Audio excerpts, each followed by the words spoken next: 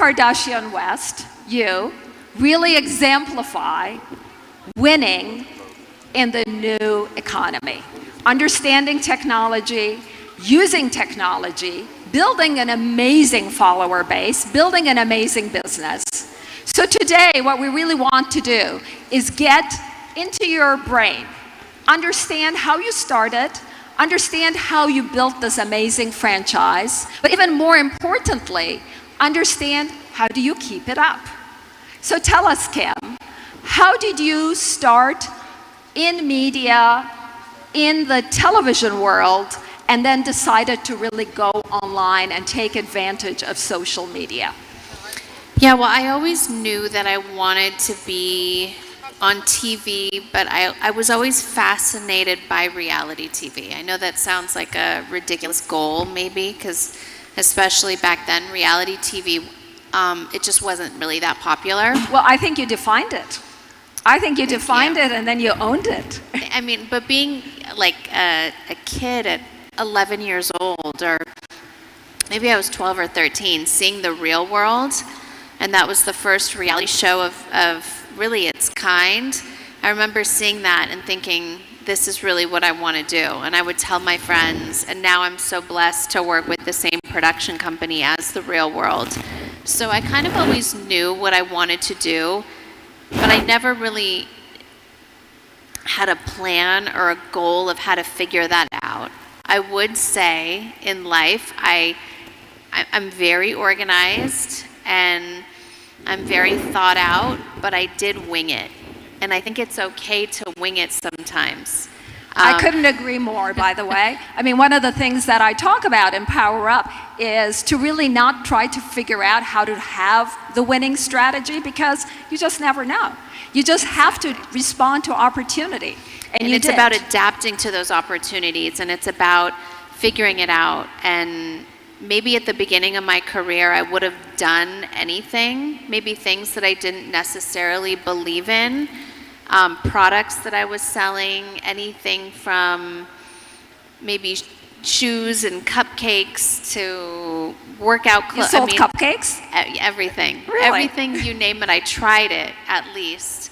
And the evolution of really finding my confidence and my power was an evolution. And I got to do it in front of the world, figuring it out and figuring out what I really wanted to be into and what I was really passionate about. But the main message that I want to tell everybody, especially women, is it's okay to figure it out as you go.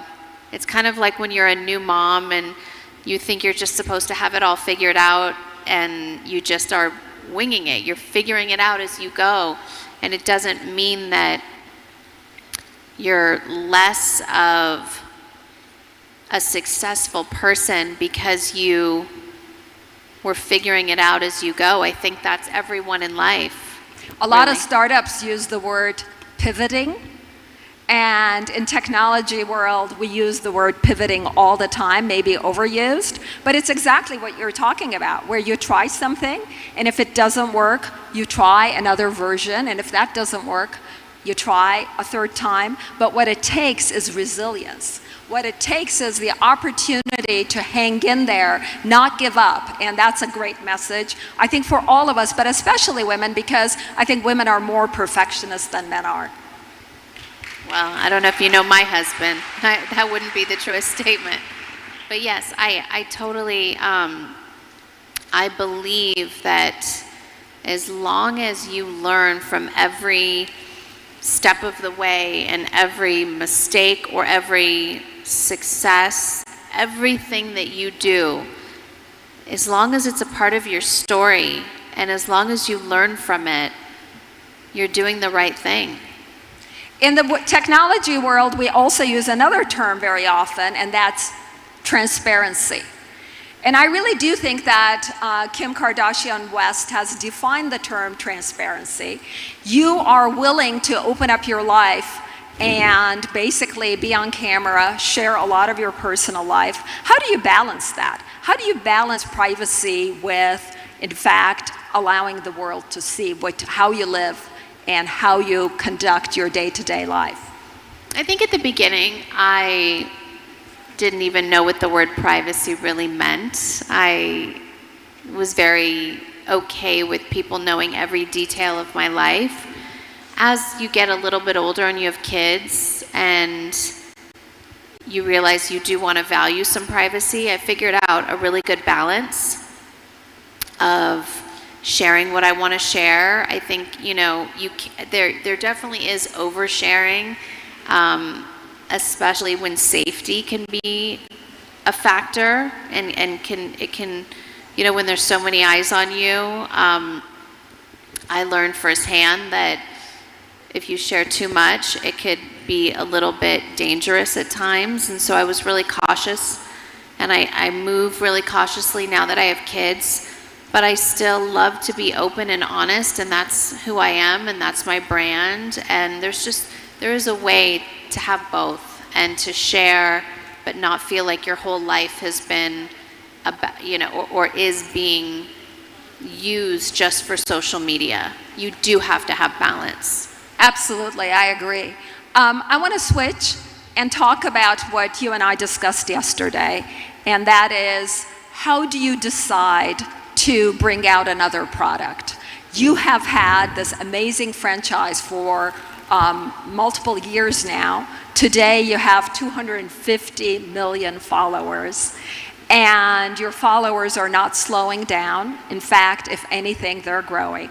So how do you keep your franchise going? How do you keep your brand going? And most importantly, when you're bringing out a new product, how involved do you get? So every product that like if we're just talking beauty and fragrance and shapewear, those are the companies that I own. They're not licensing deals. So I'm involved every step of the way, from the packaging to the logo design to pretty much everything. That's a lot of detail. So you don't delegate the pieces like a logo design or color to others? Do you actually oversee that, make the final decisions? Not with anything visual. Yeah, the visual aspect of it, I like to oversee it all. Shapewear would be maybe a little bit different, because if we go into retail, there's other people that will do that instead, so I won't handle all of those relationships. But what I found is every time there's a product that I want to release, it works when it's super authentic to you. If you love something so much, or if you're really good at something. So for me, shapewear, I feel like I've been creating my own shapewear for over a decade. With beauty, I feel like I've, got my first makeup lesson when I was 14 years old. And so every time I want to put out a product, I just have to make sure that it's super authentic and really thought out. And I do it every step of the way, from the press box that we deliver to all the influencers, to the campaign, to the photographer. The look and feel of everything is me. But it's not just physical world products that you have. You actually rolled out a game, and it's been a digital product that's been going on for, 5 years now? A little over 5 years now. And the character seems to follow you, actually. So tell me about that. How involved are you with a computer game, and understanding that most games have a shelf life of about 18 months? You have yours going for about 5 years. Yeah, so I'm really proud of Kim Kardashian Hollywood. It was really my first tech venture. A tech company approached me in Silicon Valley, and I was actually unsure at first. Do I want to do a video game? How would I make that authentic to me? Because when you think of a celebrity in a video game, you think of more of like a basketball game or something related to sports. So the concept was really cute, and the fact that I would have a really big say in what my character would do and wear, and a lot of it's called Kim Kardashian Hollywood, and a lot of it has to do with the clothes that the character is wearing and buying and photo shoots and everything in Hollywood. So I think it's maintained its success due to just being so involved, you know. I think a lot of times, you know, I can't speak for anyone that I personally know, but when you hear of all these deals and these deals that especially celebrities do, they sometimes just put their name on it. And then forget about it. Yeah. And you stay current and you keep it current so that actually the game is a reflection of you, it sounds like. I'm going to switch the topic to a different area now, and that is I think 250 million people, is that right, following you? When you go to bed at night, do you think about that? Because, I mean, the population of many countries in the world are not as large as your followers. So when you go home and are going to bed, do you say, like, now the pressure, now having that in my head. yeah, how? Well, last night I woke up at midnight being so jet lagged, and my daughter wanted to have a dance party. And so it's 2 a.m, and she's asking me to video her to send it to her best friend to show her new dance moves. And so she said, "Did you post that? Did you post it?" And just the thought of just, it's really fascinating. I mean, it's obviously, there's so many benefits, and then there's, you know, some negativity as well, but just the fact that social media has evolved so much is fascinating to me, that I could easily post my dance party in the middle of the night. I'm the worst dancer, so you would not want to see this dance party on my phone. But just to know that that's even a possibility really blows my mind sometime. And well, I am mindful of it. Yes, and what social media has really done is really flatten the world, right? Geography no longer matters. You can be accessing people in every time zone. So when it's midnight here in Armenia, it's actually daytime in the United States. So the reach of social media is incredibly powerful. And you really have learned, I think, over time to take advantage of that and really use it cautiously. Yeah. Are you a numbers person? Do you worry about your followers potentially, you know, leveling off? And how often do you check the numbers? So I'm not the biggest numbers person on social media. I have realized that I am really mindful of not getting too worked up over it, because I do understand that's not the healthiest thing, is to worry about likes and engagement that way. I'm a numbers person when it comes to business and launches. I'm always available launch day to be on my Shopify account and seeing what's selling, what's not, just all about all the customers. I'm a numbers person in that way, because I just care so much. I really want to know how a launch is going. I'm very involved that way. Yesterday when we were together, you talked about a launch in makeup, actually, that didn't go as well as you wanted. Partly you were saying it was because it wasn't really as authentic of what you use. Can you tell us more about that? That's a product that was not as satisfactory to you at launch. Yeah, so I always like to do analysis of everything that I am launching, and I feel like every launch to me is really emotional. I spend time to think about the concept and the photo shoot, and because my brand is primarily direct to consumer, I feel like I have a huge responsibility to come up with the perfect campaign to the perfect product. And so sometimes, you know, the makeup that I wear is very neutral, and I'm kind of known for wearing a nude lip all the time and a more simple eye makeup, or, you know, the very specific colors. I don't really veer off of that. So when I try to do something because I really want to, I think it's fun, and I want to do a bright color, it might not sell as well because it's just not what people see me in all the time. So I am really mindful of that going forward. I don't really get that upset about it. I just move forward. I figure out why it's not working and figure out what really does work and move on. I'm sure everyone in the audience would like to hear how often do you launch a new product, and how much homework do you do? How much market research do you do, in fact, before you launch a new product? So I think, I try to launch a new product monthly, and with fragrance and makeup and shapewear, I try to map it all out. Sometimes it'll be 2 products with different companies a month, but for market research, I really sometimes, it's good to see what's out there in the marketplace, but sometimes it's not beneficial to look to the right or look to the left all the time. If you just stay focused and look straight and do what you want to do, I have found that when I try to keep up with the trends, like do a trendy color, it hasn't served me as well.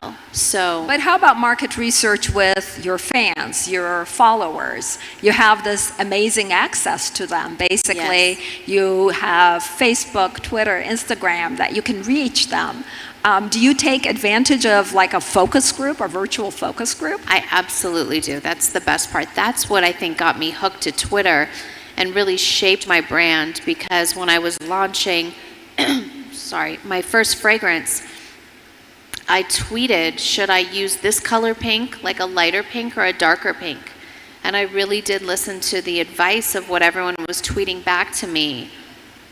And I think that shaped a huge part of my brand, because I realized how important the fan base was, and that is who my brand is. I wanted to make products for them.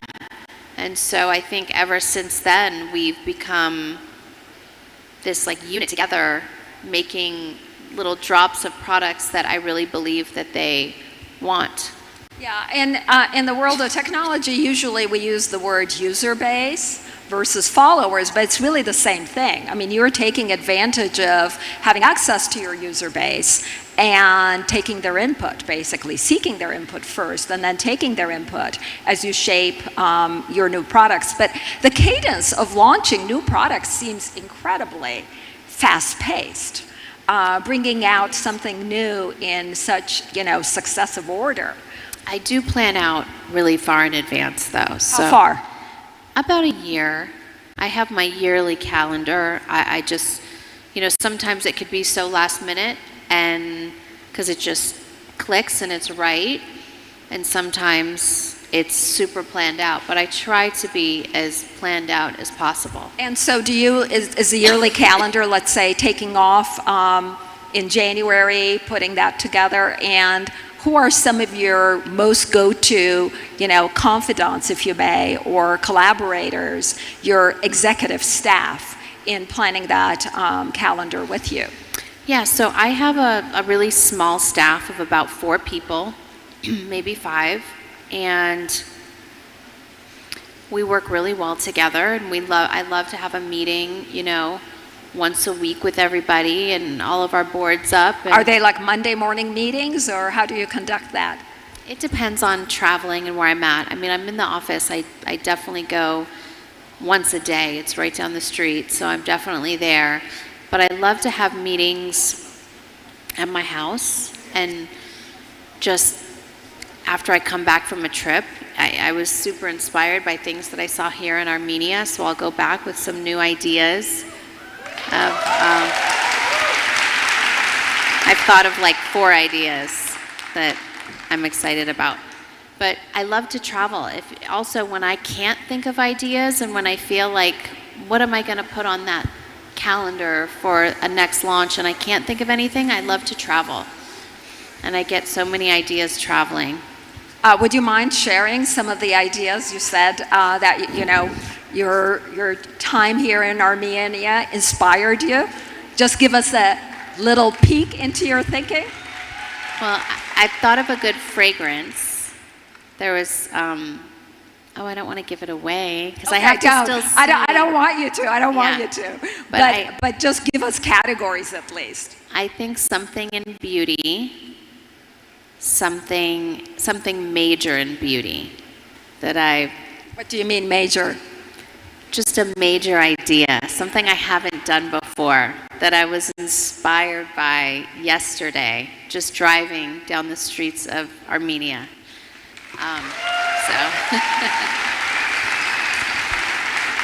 And then I think a fragrance I would love to do with some beautiful, fragrant Armenian flowers. So. Sounds lovely. Okay, we will be waiting for that. We'll be following you and looking for the launch. Oh, I love you. Well, you're going to continue to have Kim when we're done with the fireside chat, because Kim is also joining the panel that we're going to move on to. But before we do that, I want to basically ask you specifically about being in Armenia, which we just talked about, but also being at a tech conference in Armenia. How does that make you feel? Well, I couldn't be more proud. I had to bring my kids, because just being in Armenia, I've been once before, but being able to bring my sister Courtney, who had never been here before, and all of our children, and getting the opportunity to baptize them all yesterday here in Armenia means everything to us. We'll have these memories forever. So that, just on a personal trip, that means everything. We're filming my TV show here today and on this trip, so I love being able to even use some local Armenian people here to help coordinate our trip and get it all situated. So, I mean, that in itself just means everything to me to be here. When I heard they were holding the tech conference in Armenia, I mean, it wasn't even, I couldn't say yes fast enough. It was the best, wonderful, excuse to come here again. So thank you for having me. And I'm just so proud. There's a huge tech conference. People back at home, I think I was telling you this yesterday, someone that works for me went to go buy something at Nordstrom's and said, oh, I need this bag because I'm traveling. And the girl that worked there said, well, where are you going? And she said, oh, Armenia. And the girl that worked there said, I'm Armenian. There's this huge tech conference in Yerevan, and everyone's going, and they have all these, it's so exciting for our country. And I was so excited that just people around the world are so excited to be here, and that a huge tech conference like this is happening in Armenia. So thank you for having me. I'm so proud to be here.